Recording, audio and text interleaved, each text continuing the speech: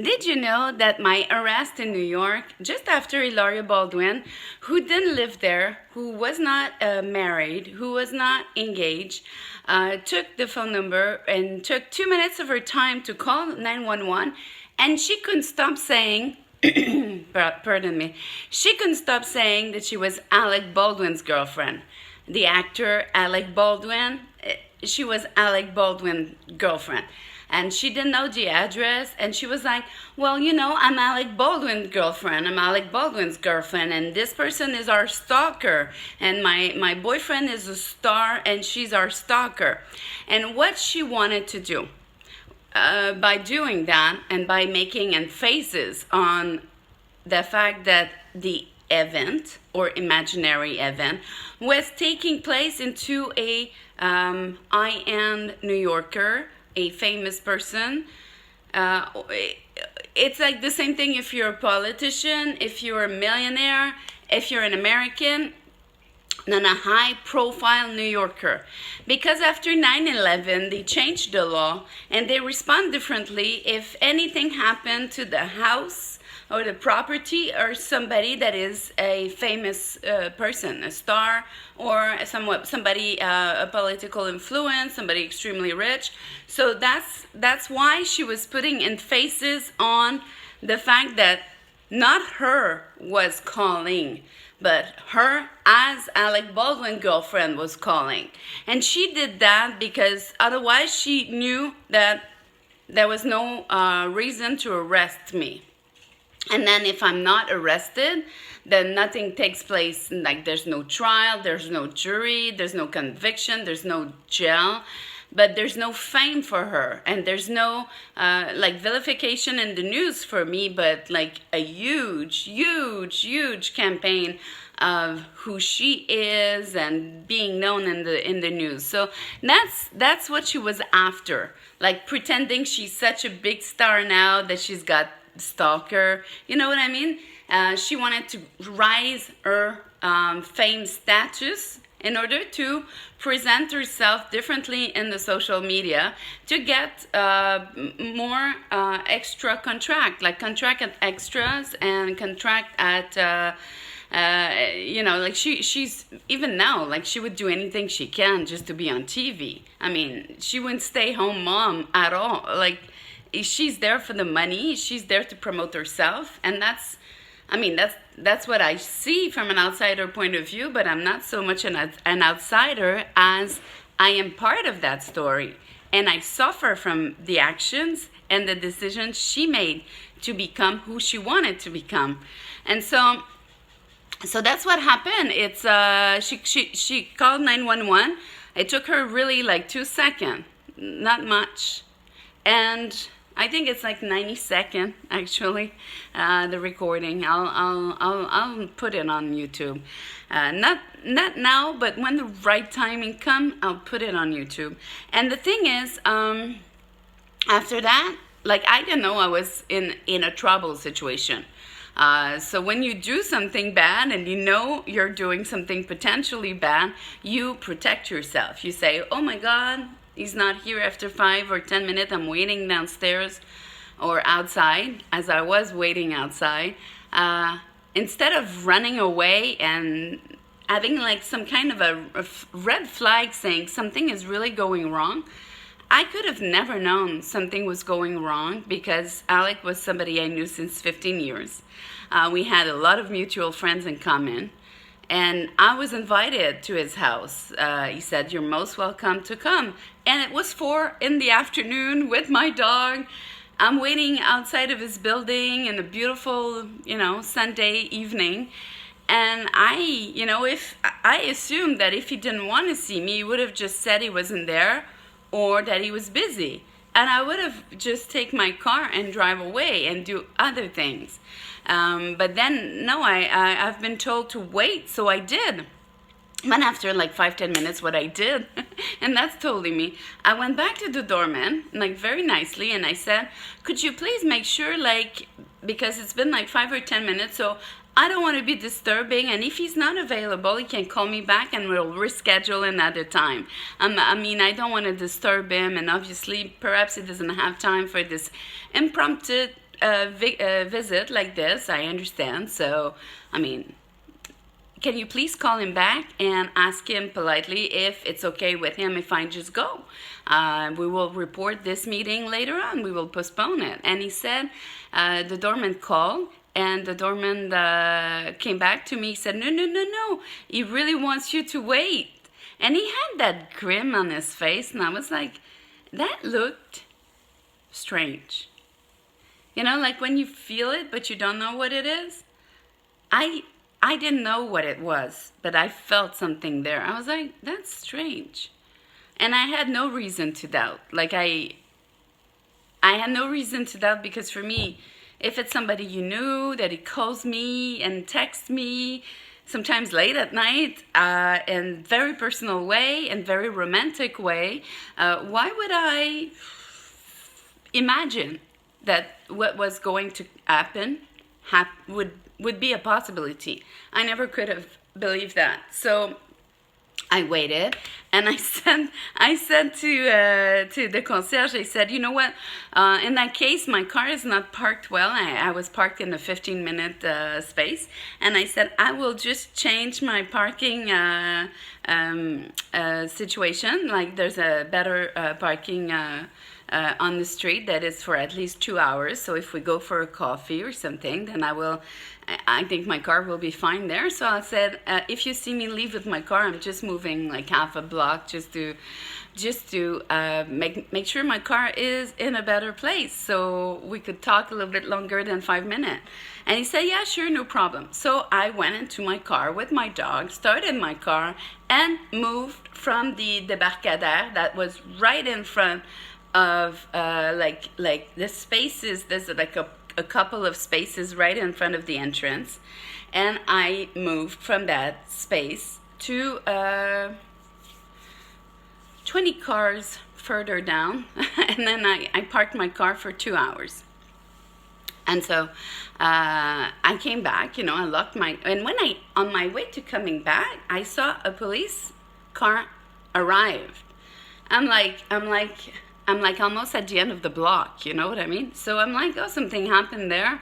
That's strange. So anyway, so I walked towards, because I could have, if I ever had done anything wrong, or had like just an idea that what was coming to me was going to happen, I was far away just to turn around and go. I was with my car keys. My car was right there, and I could have just leave if I was guilty of anything, if I was doing anything wrong, if that made sense, and then I didn't even think it was for me. I mean, I've never been arrested in my life. I never been arrested. I never done anything. My record's totally virgin. Like, I've never been in trouble. Like, I had like two street tickets, like speeding tickets in my life, and I paid them on time. Like, it's never in my life I would have imagined being arrested by the police. It's something that was not framed in myself, in my education, and nobody in my family's ever been arrested. So it's not like something that I don't know how to explain it truly, but I'm doing it like the most honest way. So you see how confusing this situation was to me, because I did not have like anything pre-registered in my head, like, be careful, what you're doing is borderline, so something's gonna happen. No, absolutely not. I just wanted to go for a coffee with a friend of mine, with a co-worker that still calls me, still texts me, turns this co-working situation into a romance, a long-distance romance. And so I was in town, so I said, let's go have a coffee, because you're still calling me, you're still texting me, and obviously I think you're dating somebody else, so perhaps it's a good time to sit down and clear everything and put everything in order, maybe to remain friends, because my purpose was to move in New York and work there for a year or two. So I did not want to have an awkward situation with Alec, that I know since 20 years when I'm moving into this town, you know? It's like I didn't want to have any, I know he's very powerful in television and movie business in New York. I just wanted to have a closure or a discussion with him saying, still, I'm moving here, but, you know, if you're seeing somebody else, that's fine for me, but you please stop, you know, texting me what you're texting me or calling me the way you're calling me. Stop being territorial with me, you know? That's because I wanted to say, look, I'm going to respect if you're with somebody else, but just respect if I'm not with you. And or unless I'm totally wrong with what I see in the news and perhaps you're not with her, and then I'm moving in for work, so perhaps we can take that long-term relationship, long-distance relationship into something closer if that is what you want. So that was the conversation that never took place. Instead, Alec was not in New York. He was not in the city, but he was not in the state. And she called the police. And when I came back from my car and I saw the police officers, I'm like, wow, something's going on there, but it's New York, you know, and there's like, you hear sirens of police and firemen and ambulance. You hear that's the sirens everywhere all the time.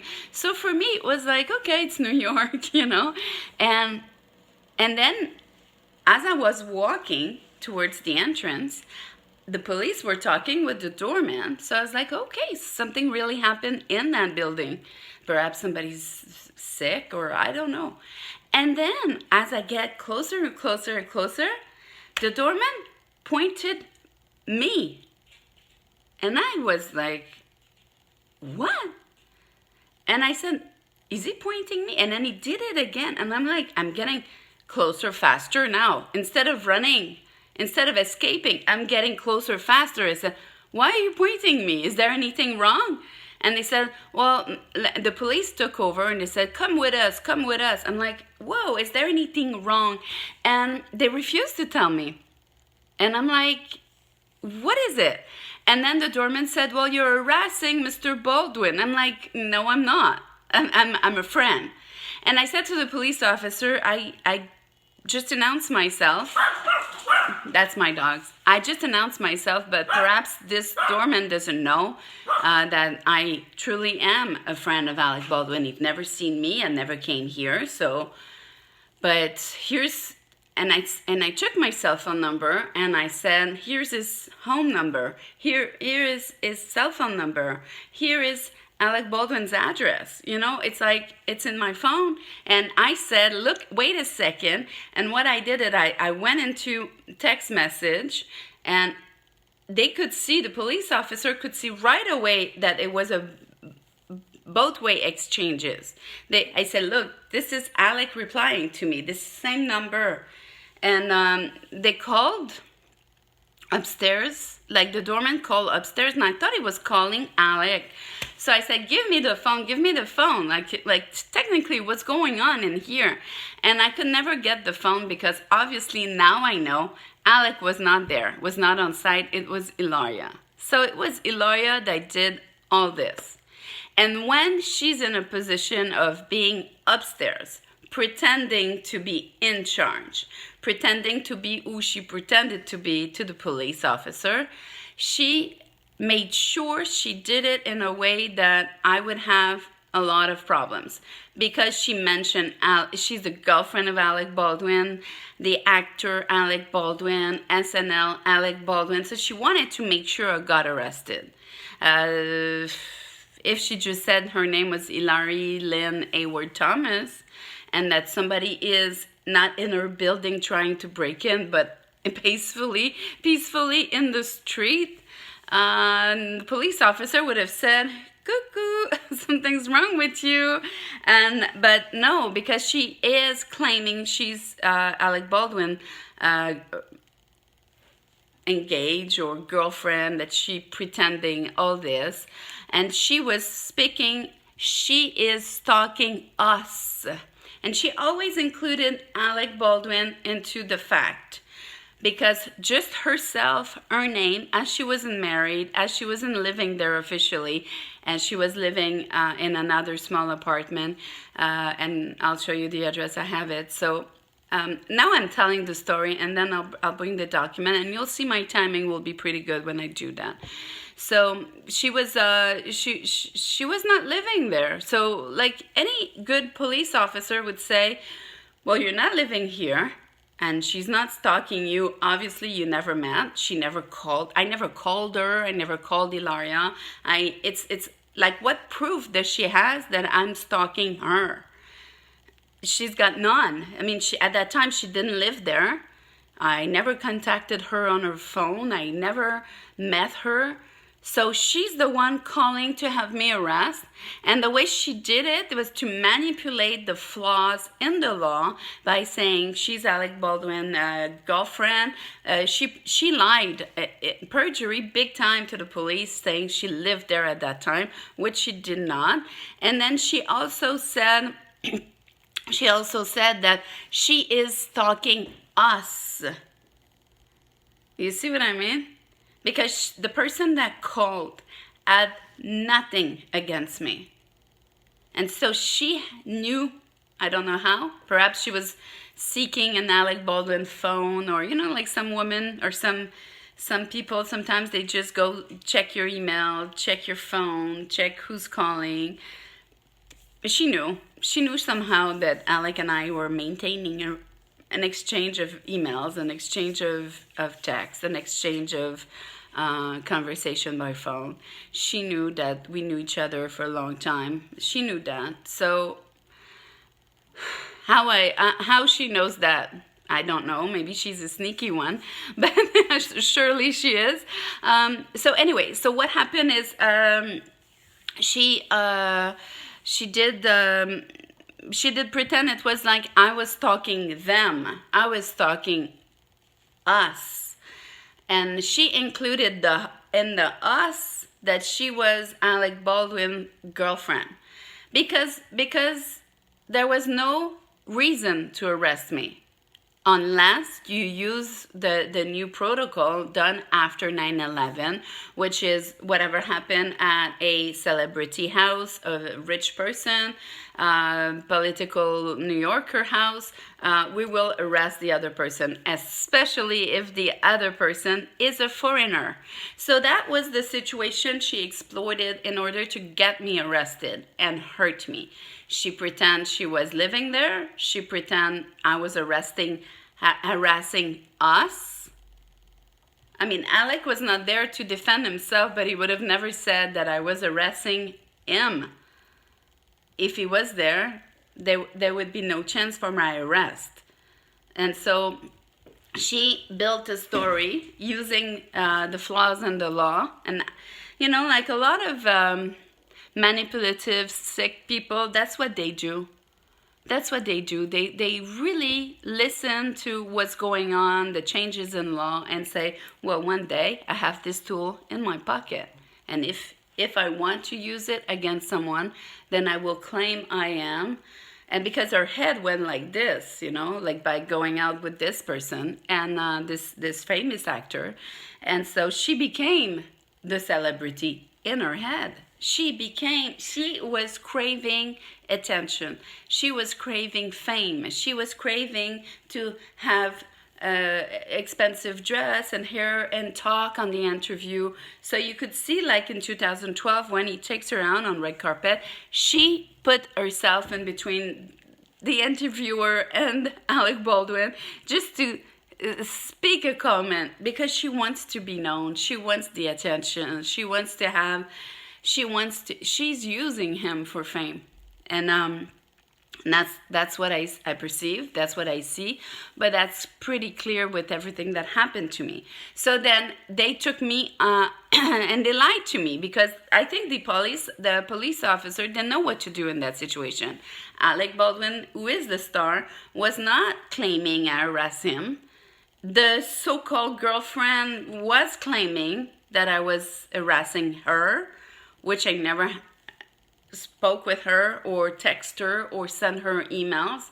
So it was a kind of difficult case for the police officer. So what they did, they took me in the car, and at the end of the street, they stopped the car for 30 minutes. And they wait for their superior to come, and he spoke with me in the car, and he said, so what's going on? And I thought he was going to, just let me go, obviously. And I said, like I said, I have a conversation with Alec Baldwin. I know him since 15 years.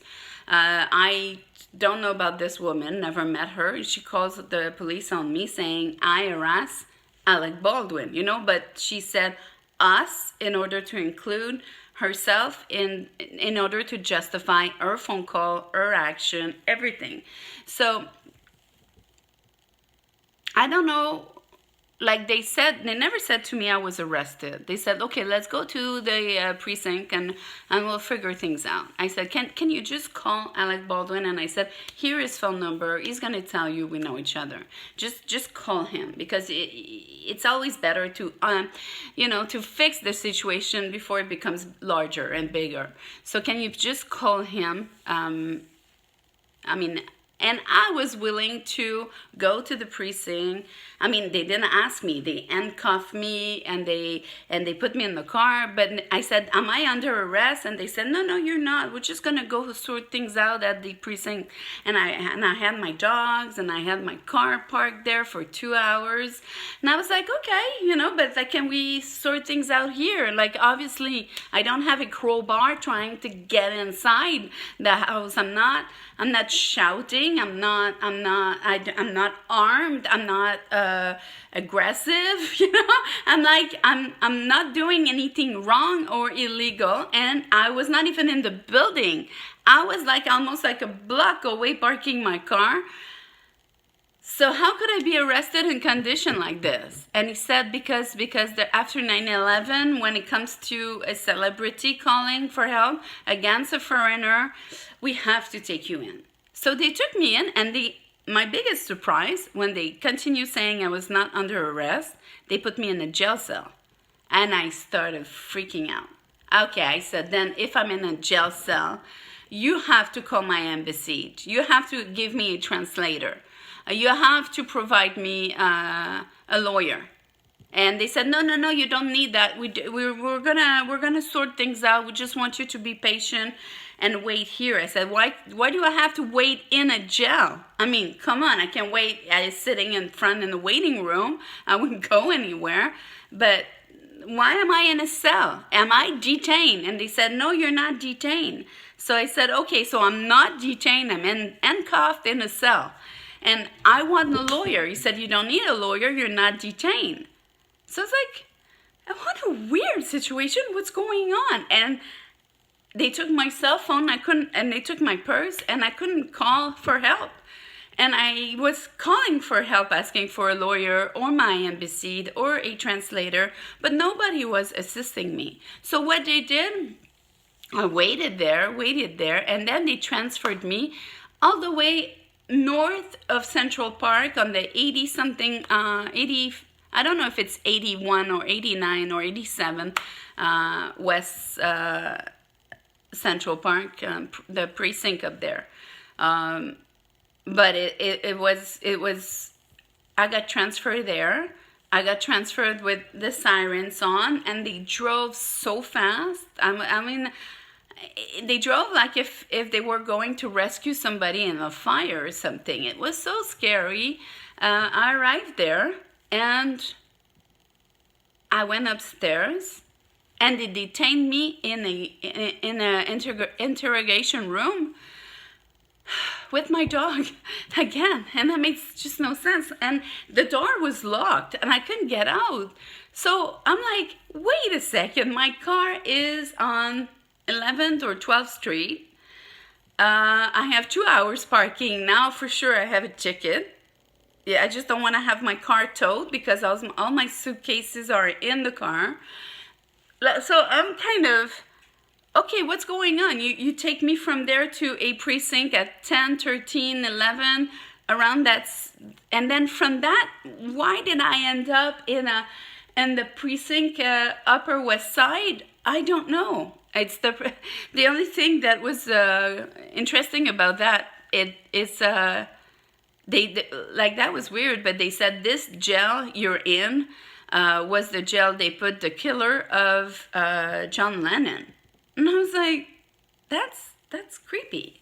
I don't want to be in that same cell as that man that killed John Lennon. So I was like, what's going on? And so I got arrested at 4 o'clock. The only food I had was a breakfast around 10. So 4 o'clock, and then transferred to the other precinct, Upper West Side, around 7.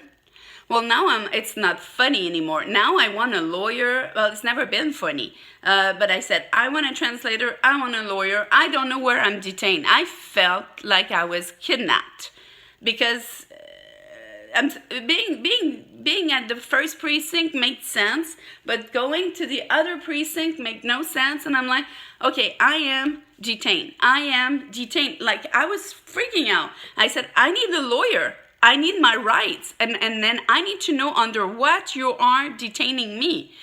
And they said, you're not detained. You're here for, we're going to sort things out. I'm under arrest. You carry me with handcuffs. You put me in jail cell. I can't get out. It's locked. I'm detained. I'm detained against my will, and you don't read me my rights. You don't provide me a lawyer. You don't advise my embassy, and you don't give me a translator. And I want to know what is going on.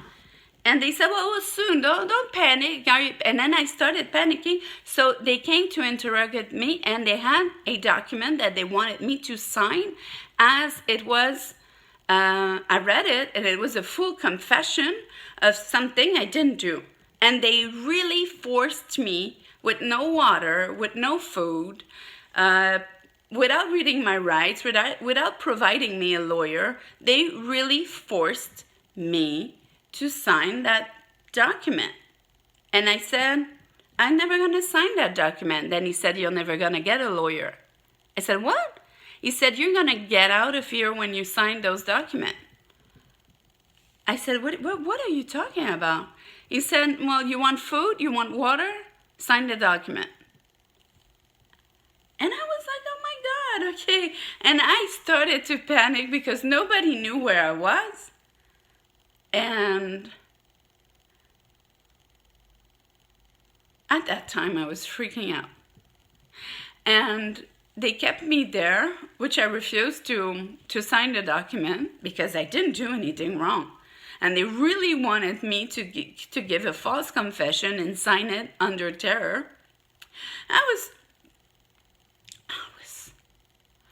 I couldn't escape. I was trapped. I was there with my dog. It made just no sense. And then they said, as I didn't want to sign the document, they said, we're going to transfer you soon. And I said, you're going to transfer me again? You're going to transfer me again? And they said, yes, we will transfer you again. And I said, well, where are you going to transfer me now? Like, I need to know because I felt. And right away, this is where PTSD starts because I'm detained by total stranger, not knowing why. And obviously, out of context, I was going for a coffee with a friend of mine that I know since 15 years. And his girlfriend decided to call the police and they detained me there. And then why do they transfer me all the way to Upper West Side? Until today, I have no idea why. I got detained there until 1 o'clock, 2 o'clock in the morning. So got arrested at 4, was detained there until 2 o'clock in the morning.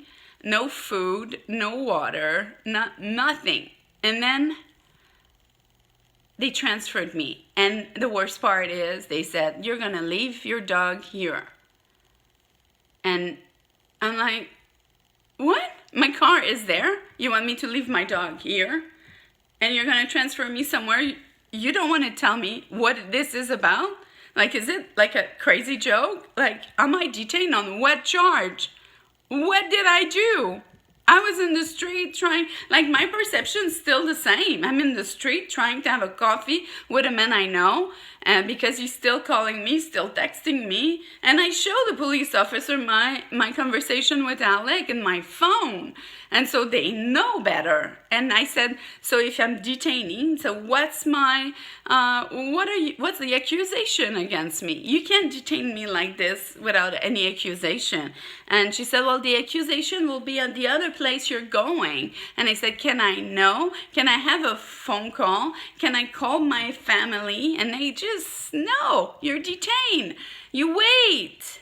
And I was like, or you sign, you sign. And I was like, okay. So I was forced to leave my dog there.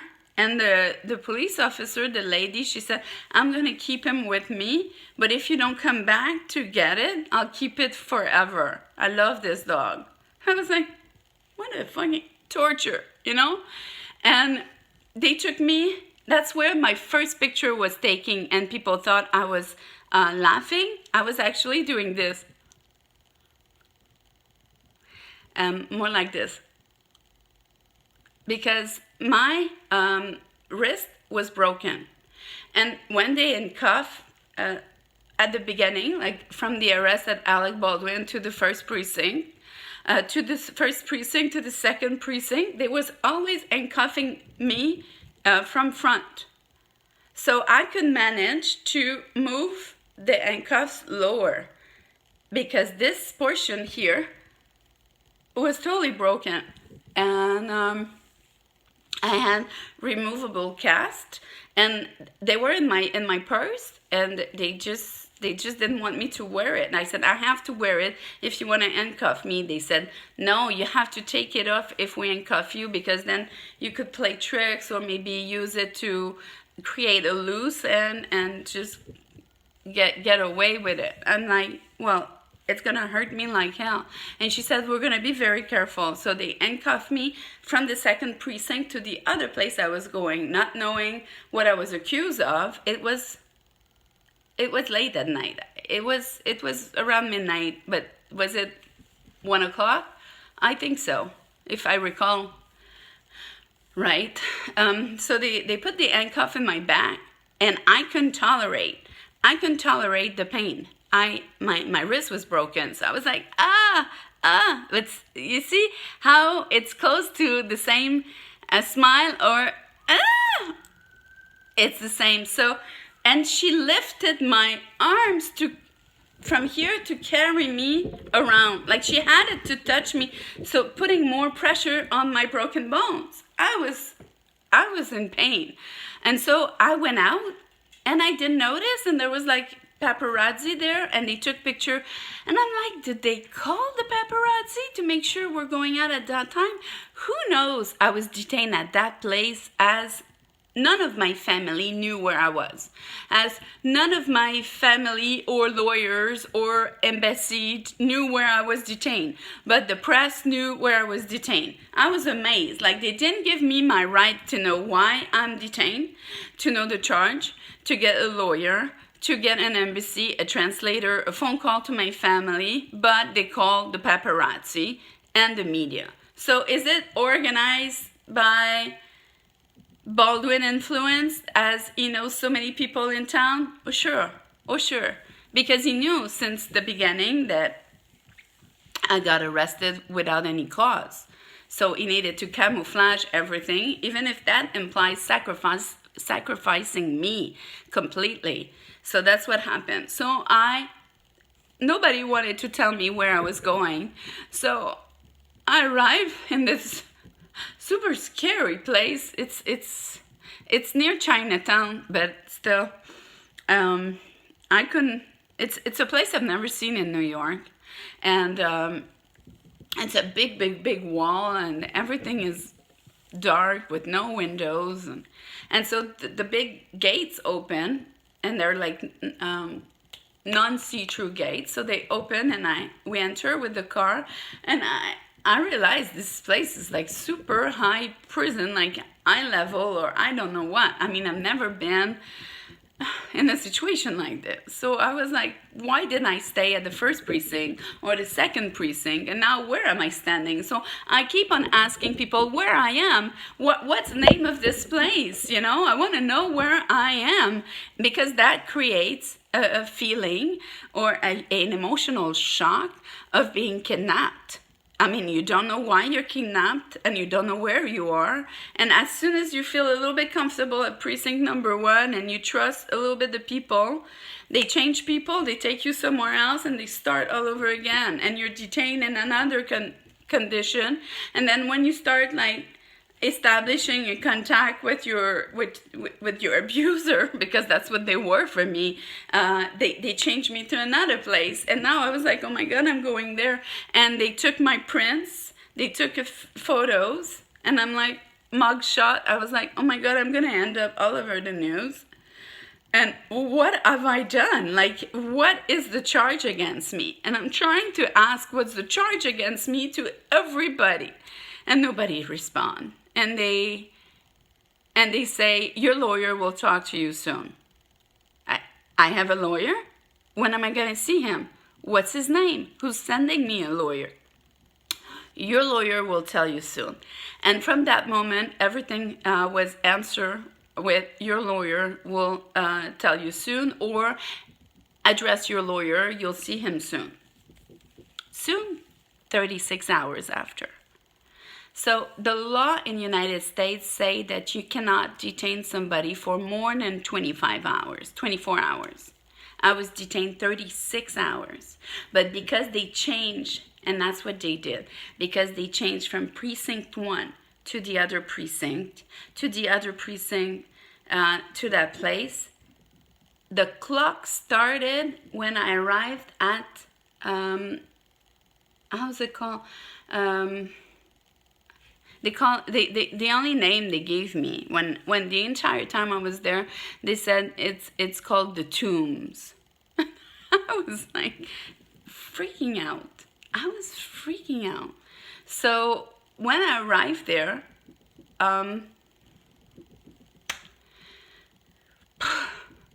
that's where the clock started. So if I arrive at like 2, 3 o'clock in the morning at that place with my photo already taken by paparazzi, where everybody was launching that I was a stalker, that my name was destroyed all around the world during that period of time, they pretend I was going to see a lawyer. I never did during 36 hours. I never did. I saw a lawyer 1 or 2 minutes before the judge. I waited. I got called to see the judge. I waited in the box with all other detainees, and I waited hours and hours and hours with no toilets, with no food, with no water. I ate nothing during 36 hours of detention. I had no water, and I couldn't speak. And when I saw my lawyer for the first time, I said, can you give me a glass of water? I can't speak. And she gave me a glass of water that was like a 1 ounce glass of water. And I started telling her everything I was telling everybody, like, we're friends, here's the text message. I said, they're in my purse, they detain my purse, but if you get out right away, if you get out my cell phone, you can prove that it's not sustainable, that there's a relationship in the two people, and you can be stalking and harassing. You cannot be a stalker. If Alec Baldwin is calling me, you're most welcome to come, right? So that's what I mean. And right away, this lawyer I never hired, never chose, never picked, said, well, that's not what we're gonna do. We're just gonna defer a plea guilty or not guilty, and you're gonna come back to explain all that. I said, instead, can you just explain all that? Everybody's gonna, New York taxpayer will save a ton of money, because if I come back, it's another court, it's another judge, it's another room, and it's another bunch of paparazzi ruining my life. So perhaps you can just bring the context right away, and he will say the charges are not receivable. And that's it. And he said, no, that's not how it works. When you start in the system, when the system starts, you have to comply with the system. I said, can't you just stop the machine right away? Because you know you have everything to stop. And she said, no, I can't stop anything. It's going to have to be to you. And you're going to have to find yourself a lawyer because I won't be your lawyer. So I said, okay, so I start with you, but it's a waste because when I get out of here, you're not going to be my lawyer. So I'm going to have to restart the entire briefing and process with somebody else. And that's why you're not engaged enough to fix the matter right away, because you don't care. You're going to be paid and you're never going to see me again. So why do you go the extra mile to finalize this matter right away? You're just going to give me a legal representation. You're not giving me any defense right now. And she said, yes, that's how the system works. We're just going to be presenting the fact that you have a lawyer next to you, but you can only say, are you guilty or not guilty? I said, well, you as a lawyer could just provide a defense saying, that's not even your honor. There's a relationship in between the two people since years, so there's no stalking, because the law is clear for stalking. You have to not know the star. You know, you have to never work with him, never maintain relationship, never call his home, never call his cell phone, never call never had like Facebook exchanges, and Alec was calling me, and Alec was texting me, and Alec was Facebook me on my page, not just privately, like all my friends could see it. Alec Baldwin on my page, how you doing today? Call me, you know? So I have a ton of people, the world could witness my Facebook page. They didn't care. They didn't care. So they started a procedure that could have been ended at that second. Save hundreds of thousands of dollars of taxpayer money for something that was started by a woman that was lying and perjuring herself all the way. So then what? Then when you're in the machine, it's really like Charlie Chaplin in the modern time. When you start in that machine, no matter what's the reason, you end up being crushed, demolished, destroyed, abused in pieces at the end. And there's no way in the middle or at any given time to stop the process and mediate or bring a contact sooner in any way. So if people say you receive a plea bargain, you didn't take, well, that will be a full video in itself, because the plea bargain I received, the way it was structured, it was only to pretend to the press that I received a plea bargain. It was a plea bargain that made sure I could never work again. Just like now, the plea bargain was leaving me with the same condition and the same consequences as if I was fully guilty of the charge. So why would I take a plea bargain? And some American would say, because you would have saved 2 years of your time and $500,000. And I did not know that, as I was a Canadian, that I figured out I had no chance from day one. But I could have never imagined that my house would be used for litigation, that my retirement plan would be used for litigation, that I asked for a speedy trial to my lawyers, every one of them, and it went on for more than for 2 years, which is much more than the speedy trial. My charge, like during the 36 hours I was detained, I asked my embassy, I asked a translator, I asked for the charge. Never received anything, just like 2 minutes before in front of the judge to plead guilty of not guilty, then I received the charge. I was like, can you explain me those charges? Can I read about it? Can I breathe in the information? The answer is no. I was waiting 36 hours.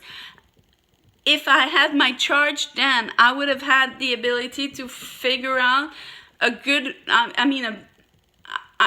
would have had a better reflection time to know I had no option, I guess. But they gave me my charge 2 seconds before entering in front of the judge.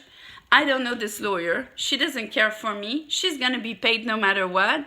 And she won't walk the distance with me. And she made it very clear that she's only going to be representing me here to see if I have a bail, no bail, if I'm going to get out or be detained. That's it. And I'm like, really? It's not what justice is about. I mean, why do we proceed a case that's got no reason to be proceed? And why do we waste taxpayer money to proceed cases like mine? When if you do that with mine, and I know this man, like I said, if you don't trust me, just Google on IMDb Plutonnage, Eddie Murphy's film, and you'll see that Alec Baldwin and I were working on the same film. So we've been knowing each other for 15 years. It's in the internet. It's independent of what I bring. So right away there, something could have been bring to context. Of course, Baldwin wasn't there, and Hilaria, who called the police, wasn't there. She didn't have to provide proof of our residence sheet, that the fact that she was living at this address, which she was not. She didn't have to provide proof that she was either engaged or married, like bringing document to the judge saying, I am who I claim I am before depositing charges against this woman. She never had to bring to bring the truth, to make sure that everything is done right. So she could pretend to be Mickey Mouse and press charges against me, and nobody would verify if what she says is true. So these procedures open a huge door to abuser. They use the system to crush people down, because the system, the way it's made with the many problems in it, it's the first one that accused that wins. It's got the upper balance because he's got the free lawyers that's going to work for him. Instead of an attorney, the district attorney should work for the case. And the district attorney should work for the truth and for both cases. And in the United States, the district attorney works for the person that accuses the other. And here, you have to pay a fortune to get lawyers. And they decide the next court date, and you have to quit your job to be at the next court date. And they decide court dates according to what's best to their client, when I am obligated to be there, because otherwise there will be court contempt against me and up to 7 years of jail. So you see how the system is already, she's got free lawyers working for her, making it easy for her. Nobody asked her prior to any of this, provide us a paper that you, at that time, lived there. Provide us an official document that you're either married or engaged. Provide us proof. Provide us birth certificate with your real name. Because if she filed under Hilaria-Thomas and her real name is Hillary-Lynn Hayward-Thomas, then what's the possibility for this case to have grounds, to be taken seriously? She filed under Hilaria Baldwin in 2012 when she was, or she filed under Hilaria-Thomas in 2012 when her real birth certificate name is Hillary-Lynn Hayward-Thomas. So that is perjury. In itself, that is perjury, and nobody cares. It's like nobody cares. It's like a mismanaged circus in New York. Like if I file for my defense, I don't pretend I am Minnie Mouse. You know, I am Geneviève Sabourin, and that's it. I cannot change the reality. I cannot change the fact. I cannot pretend I am what I am, who I am not. I cannot pretend I live a place I'm not living there. I cannot pretend to be who I'm not. And I cannot pretend I have a different name, legal name, than my legal name to file against somebody. Because that's what happened. And in that nonsense, like all being detained 36 hours, never received a charge, never received lawyers. The person that files doesn't live there, but she calls to be harassed, but she's never been harassed or in contact with me whatsoever. And she called and she filed a complaint and the charge under a different name. So it's like, okay, how much more do we need to break the law? I mean, they break the law and the one that is punished. So I'll continue in another video to tell the rest of the story. I have too much allergy. It's like, see, but I'm sorry. But it's emotionally demanding to tell you this, but I think it's necessary because if they can detain me for 36 hours from precinct to precinct to precinct to precinct and not giving me my rights, not giving me the charge, not giving me my one phone call, not giving me the right to have a lawyer, my embassy or a translator, then it cannot be called freedom country, you know? I mean, I believe in America. I love United States. I traveled in the United States since I'm 2 years old. My families have houses in Florida, and I have the best memories there. In Florida, so I love United States. I live like 40 minutes of the border of New York and Vermont state, so I'm always there. I was always, you know, spending my weekends in Vermont, and now I can't. Everything is a consequence of those phone call. That one phone call when she say, I'm Hillary-Thomas, well, that's not her legal name. When she said she's stalking us, I never stalked her, and the other person's not there to deposit a complaint, it should have stopped right there. There's so much more that happened, but I got out that day it was dark, I couldn't see where I was going. I had no purse, I had no dogs, I had no phone. I got out of there not knowing where to go. I was surrounded by paparazzi, like I couldn't see where to put my feet because the lights were so strong. And so I grabbed the hands of this man I never met. I was scared, I was terrified. And he put me in a cab and we went to get my dog at the precinct Upper West Side on Central Park. And when I arrived there, I had no money to pay the cab. So I remembered my credit card. I had a hiding credit card number on my legs, in my boots. So I used that. I cried all the way. From my liberation, my so-called liberation. It was the beginning of the real problem, and I knew it. All the way to get my dog, and I didn't know if he was going to still be there. They told me that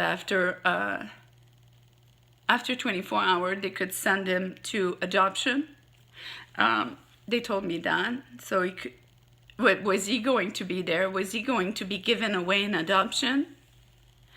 I had no control of how long I was going to be detained, and if the law say it's a maximum of 24 hours, then it should be the maximum of 24 hours. But they don't care. We're garbage. When you're arrested, you're considered as garbage, human garbage. Nobody respects your right. Nobody respects your humanity, your need, or who you are. They treat you as criminal even prior the charge are applied. They treat you in a way that I've never been treated ever in my life, and that's how I've been treated every day since. So, based on what? Somebody called with a fake name, telling something, a bunch of lies. So that's what it is. I called Governor Andrew Cuomo and Eric Schneiderman and left tons of message and email. Not too much, not to harass or stalk, but saying, look, this person on the 911 recording, she said she's Hillary-Thomas, and her name is Hillary-Lynn Hayward-Thomas, so she's not, it's not Hilaria. That's the fiction she created. Her name is Hillary. So, you know, it's a big difference. My name is Geneviève. I'm not Jennifer. I'm not Jen or I'm not Janine.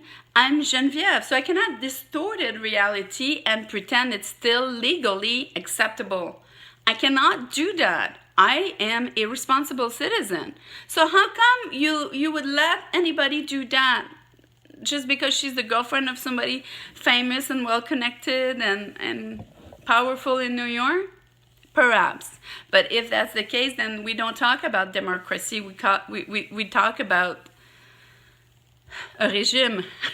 You know, we don't talk about democracy. We talk about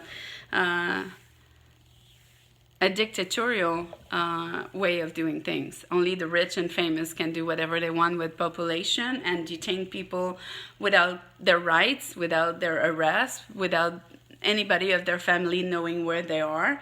I could have been killed. Nobody would have known where I was. I could have been detained until now, like Guantanamo, and nobody would have known where I was. So after that, I gathered my dog. I was so terrified to just re-enter the police precinct because I thought they were going to trap me again for a wrong reason. Because when you're arrested for something you didn't do, then you can always be arrested again at any given time in your head. That's how everything starts to think. And you're like, oh my God, I'm going to go get my dog and I'm going to get out of there. So I got my dog, I got my purse, I got my cell phone, and I got my car key. So I ran out of there. None of my money was left in my wallet. Everything was taken away. See? They said, where's my money? Where's my cash money? I had like hundreds and hundreds of dollars. Never seen again. Never seen again. So I took a cab with my credit card. I went all the way. Like, now I had a protection order. Well, that's it. I had a protection order. I said, I can't go in on the streets of Alec Baldwin, but my car is parked there. And I need my car to return home. So they came with me all the way to get my car, and I drove it fast, and I didn't scream, I didn't cry, I screamed all the way to Tappan Zee Bridge. I screamed. I couldn't express with words or with emotion what I was going through or what just happened. So I just screamed like a wounded animal. I scream, and I still had like 6 hours drive to do to go to Montreal. I didn't know if I was going to be able to cross the border. I was exhausted. I was starving. I haven't eaten at that time. At that point, was like 40 hours without food. So I saw Best Western light in Nyack. And honestly, I turned right there and I said, if they recognize me, they won't rent it to me, but I'm going to try my best. And I went there and they rented me a room and I locked myself. Obviously, I wanted to lock myself there for a day, and that lasted 3 weeks. I'll tell you more in another video.